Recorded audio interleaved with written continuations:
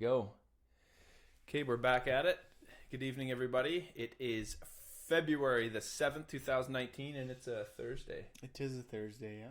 Yeah, we got Tyler Kohut. This is going to be our very first live episode that we're going to start promoting out there, so thank you guys for tuning in. I'll let Tyler introduce himself a little bit here. This is one of my very good friends. So, Tyler, why don't you just introduce yourself just so people know who you are, how old you are. Hello, guys. I'm Tyler Kohut. I am 24 years old. Me and Chris have been friends for a little while now and stuff. Kind of started with working together at Kip Scott. Currently just living in Red Deer.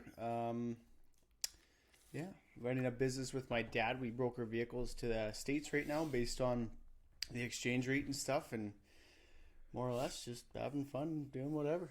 Sweet. So, how would you say your day's going so far? Pretty good, actually. Yeah, no, I just finished the gym and stuff there. A little tired. I was up last night. My girlfriend I woke up at like fucking 3 a.m. and she's gone. I'm like, what the fuck? Shit. Where's she at? She left you? Your initial thought, I was like, okay, well, I don't know where she's at. But she's got 2 dogs, right? Well, the one dog is about 17 years old, and I had to take a piss or whatever, and he gets all antsy and stuff. So I was like, well, where the fuck's she at? And anyways, poor girl at like minus 29 last night. She's letting this dog out front, and dog's 17 years old, right? Mm-hmm. So if he's got to go, he's got to go. And we played that game once of like not making him hold it, and guess whose sheets got full of fucking piss? Mine. So yeah. Anyways, I fell back asleep there a little bit, and then work went pretty decent today. Good. Okay, well, I created this fucked up game. It's really weird. What kind of game we talking here? Okay, you want to see it? Want to just play it? Yeah. It's a game, and the whole reason for this whole show is just to do things that like get you out of your comfort zone, and just talking about things that usually you wouldn't talk about, especially on something live to the world kind of thing.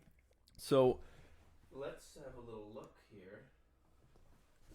What we got, Tyler? Tyler's never seen this game. No one's seen this game. You never know with Chris what kind of fucking shit he's going to stir up. It's just some weird fucking game. So here we go. It is called The Wheel Uncomfortable. Oh my fucking God. Ready? So what we do is I was not expecting this, by the way. I'm going to spin this wheel, and there's 5 things on it. Yeah. And they're just things about like yourself or your life or the past or the future. So there's fear then. That's where if it lands on that, then you got to talk about a fear from the past that you overcame and conquered. Okay. And then there's one called fear now. So that's where you will talk about like a fear that you have now that you know you need to get over, but you just haven't been able to yet. Another one is obstacle. So that's just a major obstacle that you overcame. And if you overcame this, just something that you really worked hard. You didn't think you were going to make it through, but you kept going and you made it through. And then the other one is, an embarrassing. Let's read this talk. You tell an embarrassing story about yourself. Like, and it's got to be pretty embarrassing. Yeah, we all do. So it's got to be like a top 3 embarrassing. And then cookie jar. That's just what this is. It's just a jar that you have where if something happens, like where you're experiencing like a hard part in your life and you need to overcome it, what's something that you think about to get over a hard part in your life? Does that make sense? Yeah. So is there actual cookies? No, they are. No, these are mine. That's all I heard is you say cookies.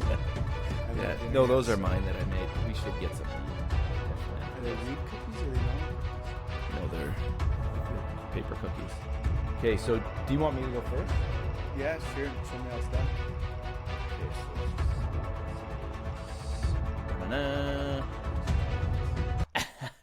So, the cookie jar. So I pre-made these. Tyler won't have them if he gets the cookie jar.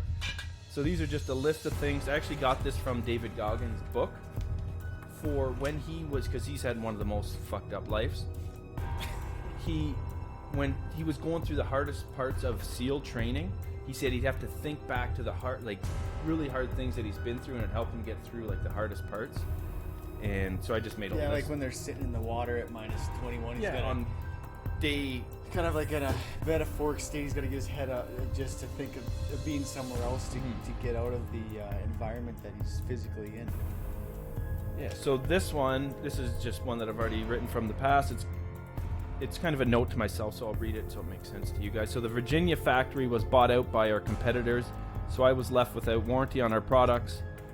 I was selling, and I almost lost everything. And then it said, what did you do to overcome it? And I pivoted quickly and moved back out west and saved my house before it was foreclosed on.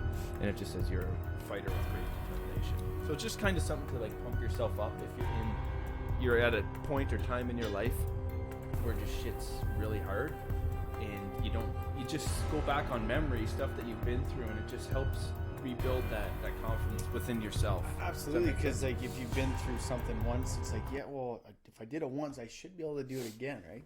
Yeah, exactly. And it helps.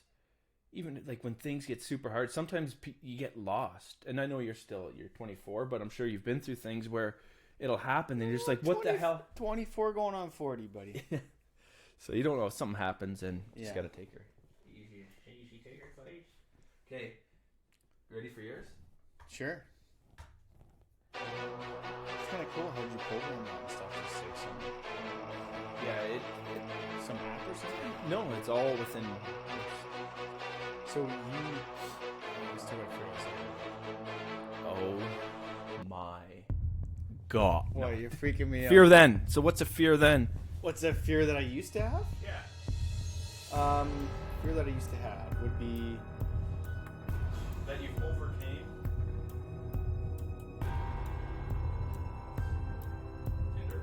Better off for overcoming it. I don't know, man. I think I'm fearless. No, a fear that I used to have. Speaking, we all were, man. Jesus Christ.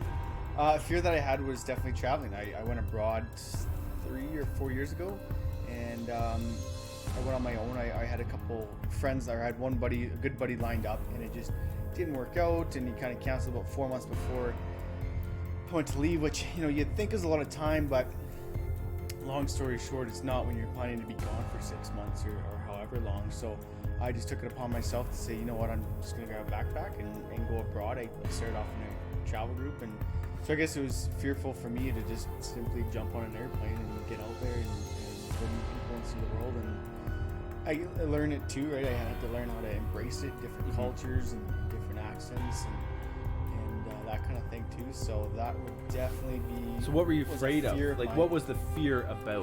Like, what were you? Well, number one, I think anybody's fear in traveling is just like, am I going to meet people? Like, is this going to be something lonely or that kind of thing, right?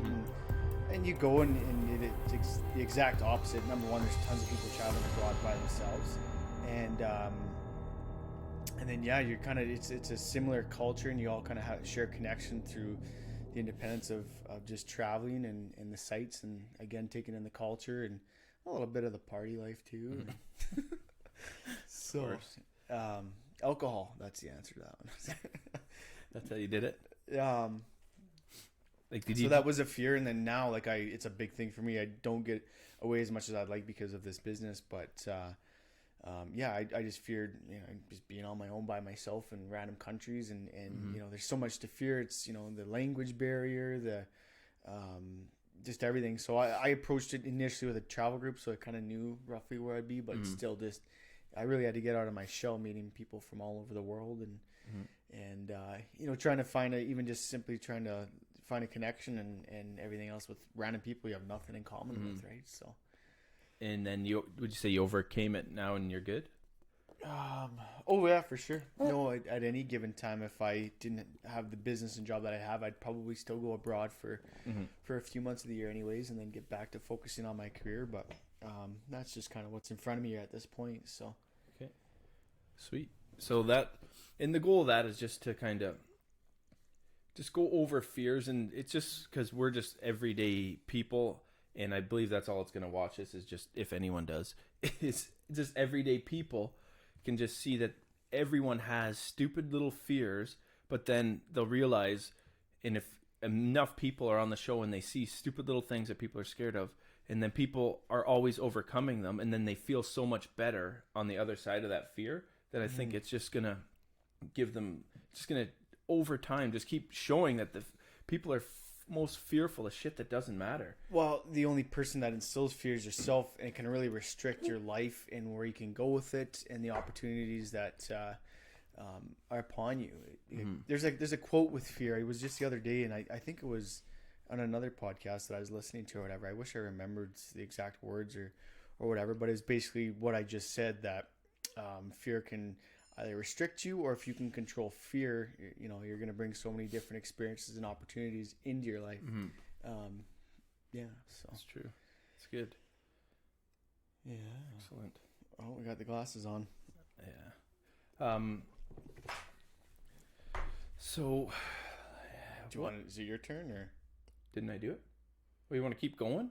Well, yeah, I You kind wanna of like go it again? actually. You want to go? Let's go one more. Oops. Yeah, we'll do it.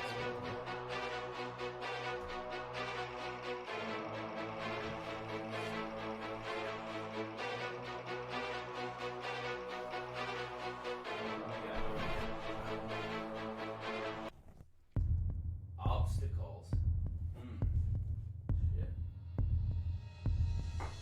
I can think of an obstacle, but it has to be, so it's an obstacle that you've overcame. I was thinking about trying to get a finance department, but I never fucking overcame that yet. Yeah. It's been 4 years of that. An obstacle that I've overcame. Not to touch too deep here, but maybe an obstacle was without any names or whatever. Maybe it was the realization in your last relationship. Maybe. Yeah. It was something that was holding you back from doing certain That- things and moving in I a would certain say direction. that was an obstacle, but I wouldn't blame it on the other person. I more blame it on myself. So an obstacle, I guess, an obstacle that I've had to overcome, and it took me some time, is just to be able to be myself in front of everyone, like be the same person in front of everyone else. Be consistent. Yeah, because I find like it was just like I would because I just used to be too nice, and then I let people kind of walk all over me and just take advantage of me. And I think if you're that way, you can attract the people that will take advantage of you. So Well, you're most attractive when you're being yourself, but I think too there is a level of, there's walking into a room and reading the room too, right? Yeah. For example, if you're walking in a room with a bunch of old people, you're gonna act a lot differently than if you walk into a country bar with a bunch of drunk hot blonde girls or whatever, right? Like it's gonna be a different. Wow, that's true. No, absolutely. So, how did you overcome it? and I'm actually, this whole setup, like this whole thing is part of overcoming it, because I've tried so many different things over the years and nothing has really worked. So I figure the only way to do it is to put myself out there on camera live every day and just talk about myself, my feelings, and just like deep things that I usually always hide because I feel that no one, like, it's not important or no one's going to care, even though they might not. But it's just the fact of getting it out there. So going live every day. I think a lot of this stuff is relevant help. to a lot of people, though, right? These are all thoughts and stuff that are in our heads that we. It is, for sure. And it could be different degrees and different examples and stuff like that. But no, I think everybody struggles with that every day to a certain extent. You might you're always going to your whole life, I think, but I think you learn to live with kind of who you are and maybe some of your negative parts of you and stuff, and just learn to, you're not going to necessarily change, but you can improve, right? Yeah, and it's like if you're a shy person, it may be that's how you are, but it doesn't mean that you can't change that. You have to become unshy. You have to put yourself through situations and keep doing that kind of stuff. I would consider myself shy at times, and me too. I would depending myself on the situation, but throwing myself out there, that was a big part of wanting to be a salesman, was just to get out and learn how to meet and approach and handle different people from different walks of lives, and because that's what I wanted in myself. I wanted to be able to be a person that can go hang out and chat and connect with people of varying degrees, and for no other personal or no other reason than just personal satisfaction of just, we're human. We're on this earth to connect with people. I think it's natural, and we build these stupid fears over time. So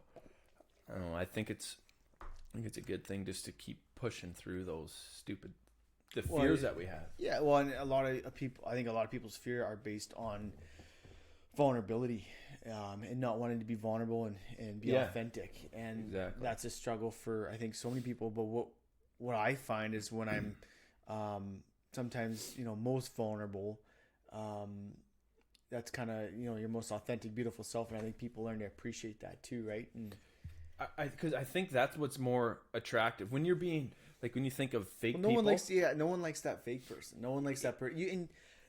Maybe other people might be able to do it, but I can fucking read through it in 2 seconds. Especially when I'm doing, in the line of work that I do, it doesn't take me long to tell if a gentleman is genuine in the business that we're conducting. And I think it's already been said I'm in the car business, so there's always that classic stereotype that is carried along with the car business of hey, we got a good deal for you today, kind of thing, or just kind of being that sales, and that's the wrong side of sales. Sales is, and for those of you who are listening, sales is not that at all. I think in the modern days, car sales has evolved to, you should be looking to help people and provide them with options, and, also being realistic with their expectations and that kind of thing. But I agree. So, yeah. Sure. You got some booster juice on your face. Do I? Yeah. I'm saving that one for later. Okay, do you want to do a round? See, and I was thinking of adding a few more things to the circle. I was going to put, because you can adjust the size of the pie, so the chances of it landing on it, I could do it really small, and I was going to put one, like a dab of that last dab hot sauce. Have you tried it yet? So you'd have to take it. Oh, that shit is. Well, you gave me some hot sauce for Christmas, and I tried a little bit of it. The hot one. I tried the hot one, and that thing was fucked. Like, I was in tears, kind of like, I was out of commission for 5 or 10 minutes. I only took a little bit either. Like, if you would have took a full bite of that, or put it on a sandwich that you had a large amount, I think you'd be. Yeah, you'd be done. So, I didn't do enough to, but then the other two were decent. I don't mind hot. I like hot food. But when it gets that hot, it's almost like, hey, I'm losing the effect of the flavors. Yeah, it's not really about flavor. Although that is probably the tastiest hot sauce you'll ever have. See, I used to be against hot food because to me it was like, why the fuck would I want to sit there and burn the shit out of my mouth? But I also see the side of it. There's something, I don't know, there's something fascinating about it. It gives you like a rush. Yeah, it's good. It's a high, I think. Yeah, it's weird or whatever, but and also good flavors too, right? So. My turn for a question. You want to do it? Sure. Okay. Tyler's up on the wheel. Yeah.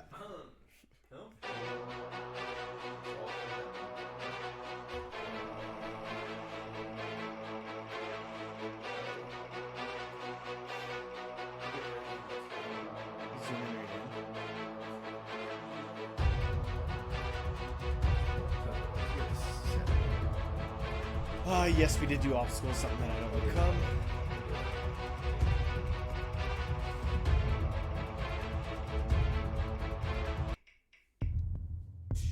Fear then. No, you did a fear then. Did I do a fear then? Yeah. So let's do the opposite. Getting old. Not good memories. Fuck.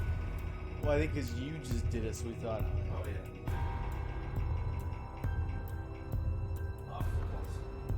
Obstacles. Okay, so obstacles. Tyler Kohut. Yeah. I kind of wish you should give me a little heads up because I could actually think about it. But well, no, that's what's it's supposed to be on the spot. And if you have one pop up, you can't be like, no, I can't say that because it's too something. That's probably the one you should say. An obstacle that I guess I don't know. My fear of being a successful businessman.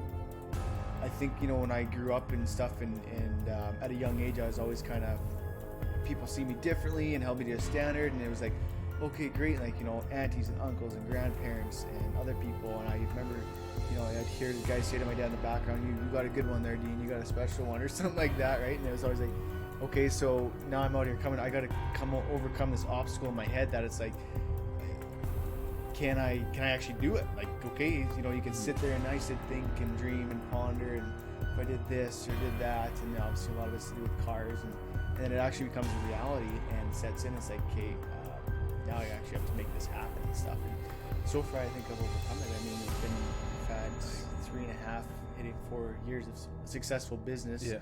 And at a young age to take on and embrace what I've done, I think backs kind of what people thought about me when I was younger and stuff. So I guess not to correlate things too much here, but obstacle and fear, I guess it was overcoming the fear of like not being able to do it and fail. I guess failure is overcome, or being scared to fail. Because you could fail at a sport, you could fail at a test, this or that, but when you're in business and there's millions of dollars on the line, it's kind of nerve wracking, right? So, and of course you make as many educated risks and decisions as you can, but ultimately, it could be a large amount of money, but that's what entrepreneurs and businessmen do. Don't be in business if you're not willing to take a risk, and and there's going to be downsides, and we've had a few small ones in our business too, and stuff like that, and different times we've lost money, but that's the reality of what we do. Business, in order to make money.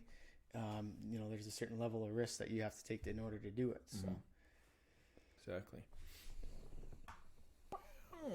So what like you overcame it, but how did you do that? Like what was it, would you say? Educating myself. Just by doing it, kind of? Definitely. And how did you educate yourself? Well, your ass is on the line. So you have to, how did I educate myself? Just slowly over time, and I used every piece of knowledge that I had, and then kind of soaked it up like a sponge with guys that I knew were in the industry and doing different stuff, and just research, and obviously the internet's been a huge factor this time around with exchange. Why don't you say just quickly what you do? Just like a real brief overview of what you do. In simple terms, a broker. So I'll simply buy a vehicle here and ship it to the States and make a profit on the exchange rate. And so, simple as that. But okay, just so it's clear, so people know, kind of. Yeah, that makes sense. Perfect. But other obstacles, I'm just trying to think that.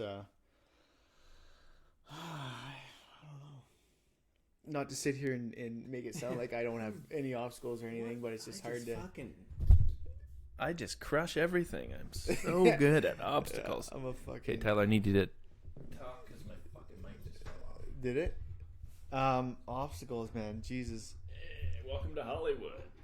You getting that sorted out over there? Yeah, our technician was working on it. Oh, fuck, I'm on camera. Shit. Was it focused on you the whole time? Ghetto. That's fucking awesome. Okay, that should do it. Okay. So definitely need to come up with some, like, more of I need to have, like, I think prepared questions. Do you know what? I think I know what I'm going to do. And I'm going to have to do a little bit of research on, like, you or whoever the guest is going to be before. I have a questionnaire that I'm going to give them. What do you think people would do that? Like, fill out a questionnaire if they know they're going to come on here? I think it'd be nice to have a little bit of a heads up as to what the content of the show is going to be about. And that way they're not to, because the last thing you want a podcast is to have, a skit or whatever. I mean, you can go watch live TV or you go watch TV if you want a skit. And we're not here to be actors. We're here to be real and present and everything else like that. But maybe just a heads up on, hey, here's some stuff that you can brainstorm to think about obstacles that you've kind of overcome, I guess. Here's one is tobacco. I haven't fully overcome it, but I've overcome it to the point where I don't let it control my life and what I do. I was actually extremely against tobacco and chewing for the longest time. My brother did it, and I just viewed it as a negative thing, and I was like, I'm not doing that. And then I went and played on a junior hockey team, and everybody fucking chewed, and I'm sitting on the back of the bus, and next thing you know, I got a dinger in my lip. That's what you call it. A dinger. Yeah, so anyways, I started kind of chewing it, and it was just, of course, it started like any addiction. It's just once, twice here and there, and then next thing you know, I'm buying a tin, and it's like, oh, fuck, I'll have one. Oh, what's it like in the morning? Let's have it on the way to work. Oh, let's have one after lunch. And the next ease thing you know, into it. Yeah, and it took me a long time. I don't usually ease into things, but it took me a long time. Car ramrod. Why don't you explain that a little deeper? Yeah, so I usually don't ease it. Is your girlfriend okay with this? Yeah, well, it is what it is, man. she's well aware of who I am. So, but yeah. Anyways, how did I overcome it? I think I'm kind of stubborn. Some people have to do the patches, the nicotine patches, or say go like a 50-50 mixture of like there's this fake chew out there. I don't even know what it's called, and mix it with real Fake chew. chew? Yeah, well, it's just like It's some like the natural easy off it? plant-based thing. Yeah, and it just kind of gives you the sensation of a chew, and they've mixed it 50-50. I basically quit cold turkey because I don't know. That's kind of how I've done it. And actually, my grandpa was a crazy smoker too. Like literally, the guy would smoke a carton and a half a day. Like literally.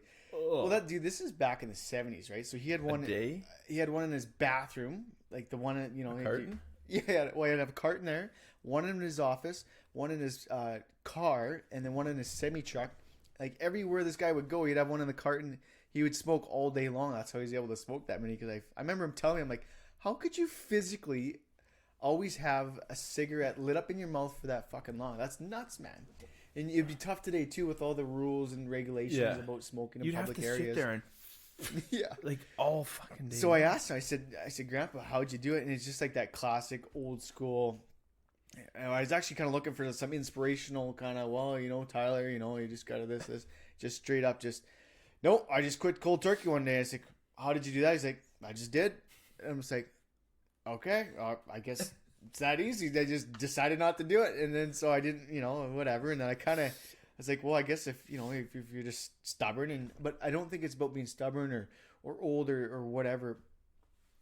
I think it's just in your life saying, I'm done. It's You gotta tell yourself you're learning to done. make a decision. If you make a decision, it's like, fuck, that is it. And you're not. You can't quit and be like, oh, fuck, whatever, maybe whatever. Yeah, if you're like teetering, it's not going to work. That shit is so powerful. Mm-hmm. Well, nicotine, actually, I think sugar is the most addictive drug in the world, personally. But Sugar, because I've quit both. Well, minus obviously never quit sugar. Well, I did I've quit heroin. I quit sugar for 3 months, and when I was on that keto diet, like I was on 0 sugar. Yeah, and that's fucking hard. Quitting smoking was. You would get some headaches, wouldn't you? Quitting, or actually, the hardest for me, I don't know, was probably smoking, and then energy drinks. Those were fucking terrible for me. I never got on that. I'd have the odd one. Oh man, I'd have 1 to 3 a day for like when I was in the car business, almost 2 a day for sure, every single day. Yeah. I think I'll get the sugar-free ones, but whip-de-doo, they're fucking the worst thing for you. Yeah. And then as soon as I stopped, like I found my energy levels just, so my body had to go back to normal and build back up. So it took like a couple months to bring my energy levels back up. Well, it's a revolving cycle. It's like going brutal. off caffeine for a little bit, right? I mean, now I do way more caffeine to try to keep myself up. Yeah. Not. Oh, Jesus Christ. Too fucking young for that bullshit. What? Yeah, poor little Tyler. Innocent little Tyler. Yeah. So yeah, anyways, I think it was just like in my head, I'm done. I just kind of quit cold turkey. I might have had like one last kind of hooray hurrah and stuff like that, but I guess for me the cons outweighed the pros, so I said, hey, I got to move on. So I guess that would be something that I've overcome recently too. I mean, because you were just doing that a couple months ago. Or how long you quit? Yeah, let's now? get a round of applause for this guy over here. I need a noise machine. I can put noises on this too. Yeah, you should do that. It'd be fucking funny. Okay. How long have we been going here? 30 minutes exactly. I think you should Has it been keep going entertaining? with this thing. It's kind of interesting. You want to hit that wheel again? Well, now you're getting my brain fucking spinning. So See, now that's I'm what like, it's about. It's about spinning that brain, and that I'm gonna come up with better questions or better cocaine does that categories. Do you want one? No. What the fuck? That's the Just amount. rips this down and there's bricks No, laying that's in there. it right there. What? Oh fuck. Okay, I don't know what I'm talking about. Okay, you want me to go or you to go? You go first, then I'll go after. Well, I think I just go. Yeah. We can go again. That's fine. You go again, and then I'll go after because the camera's on you. I don't want to switch it again. This is a way better. It's Wheel more relaxing than last time. uncomfortable. Cookie jar. So that's something, you know what it is? So no. So I. Have So to it's go in something. No, you don't go in mind. You just think about something me, from your past or something that when times get tough, an old memory that you draw on to rebuild confidence in yourself, to make yourself feel better. Like an example would be, like if I'm going into be playing a sport, there's one specific shift I did when I was in hockey where it was like the best shift ever. It was such a good shift. At the end, my coach was like, get ready, you're going back out there. And both parent side, like the parents on both teams were clapping because my shift was so fucking good. Yeah. And I felt so good that as about power myself. and energy. So when I think back and I think about that, and people would try to hit me, their biggest guy, and I just had like full power and they could not fucking, they'd go flying, and then I didn't score. I almost scored, but it's just that feeling of that shift, and everyone in the audience clapping for me. Plus, my coach is like, "Okay, this guy's on fire. Get back out there." Yeah. That's something I just think about, and it rebuilds like confidence like crazy in me. If I'm going to do something, How do you physical. do that time and time again? Hey, like, do you think that's what makes like maybe an NHL player, the fact that they go out there every shift with just a level of determination? Or Yeah, I think it's a whole bunch of that. Enough about me.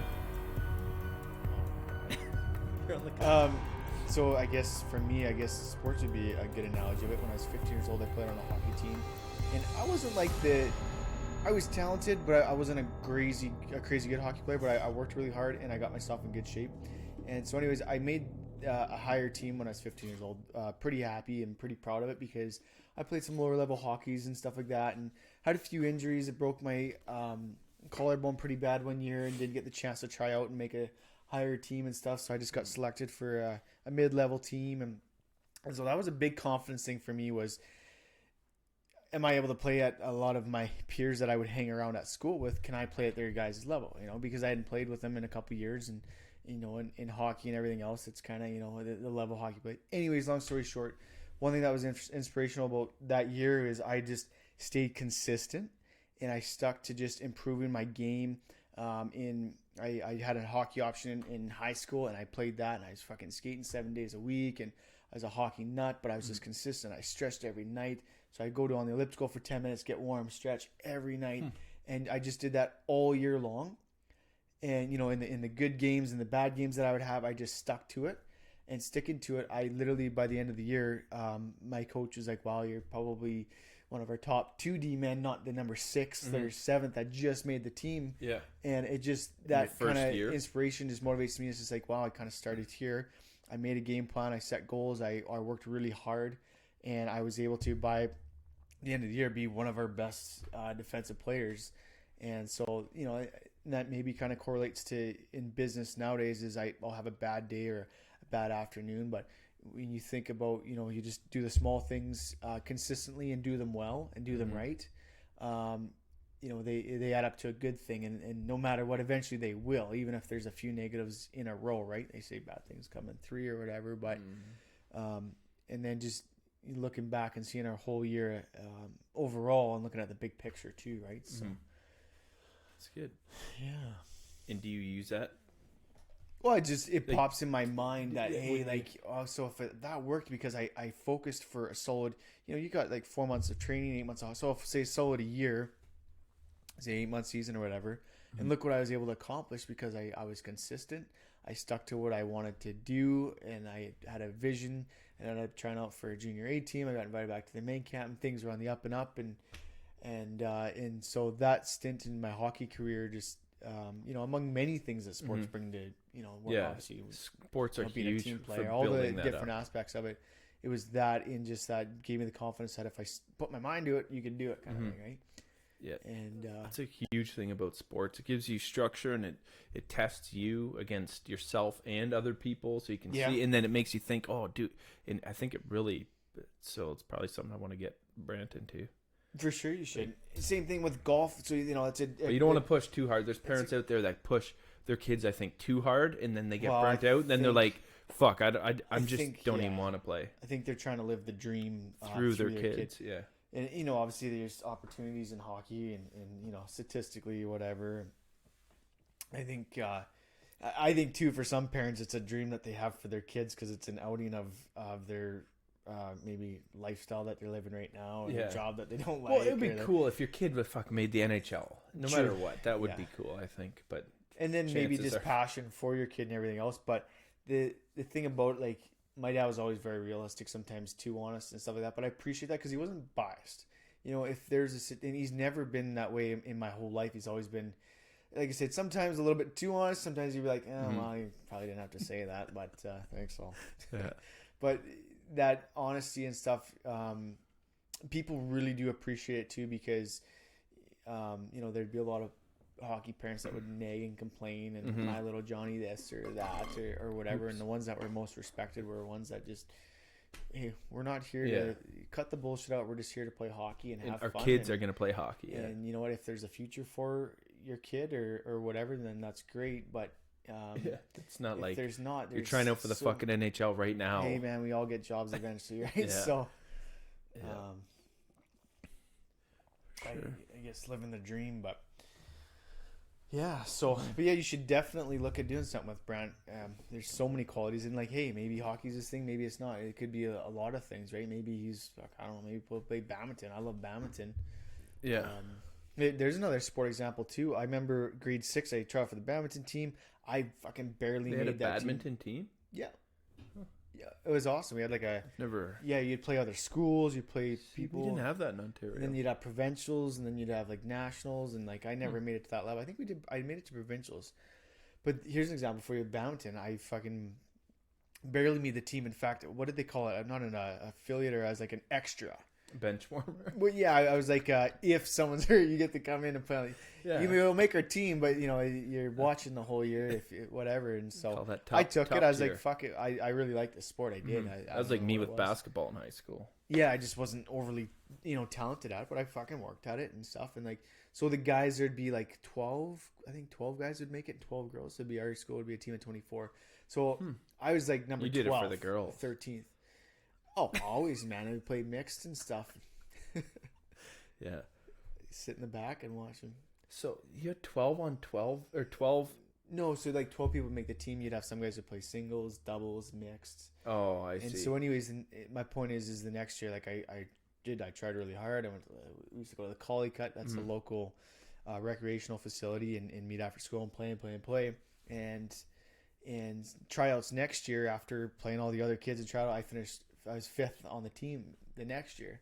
So again, just kind of that, starting from, the bottom to hey, you're just barely making the cut, but you're good enough to be on the team. Yeah, you made it, but yeah. And then, so yeah, that was cool. It's good memories. progress. Actually. And we went to provincials. I can't remember if we won or whatever.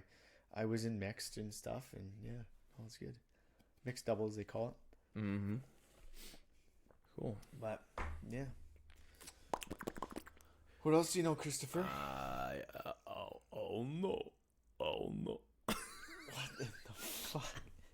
It was Rocky Balboa. I'm really hungry.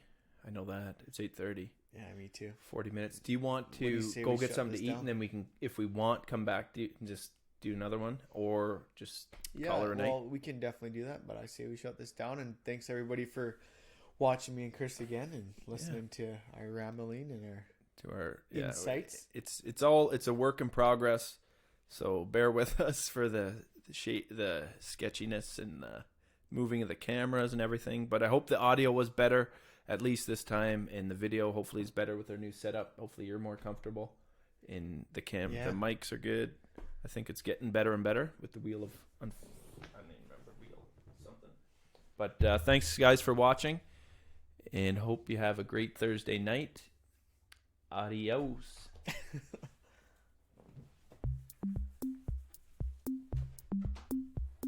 Thanks for watching.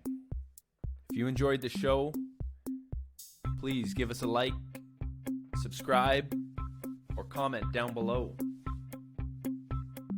And remember to stay uncomfortable, because that's the only way to grow.